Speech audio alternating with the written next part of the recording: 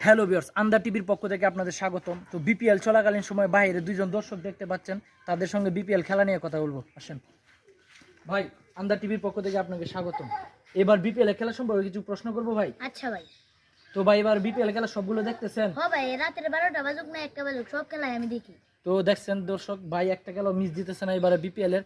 তো ভাই, এবার বিপিএল আপনি কোন দল সাপোর্ট করতেছেন? বার্সেলোনা।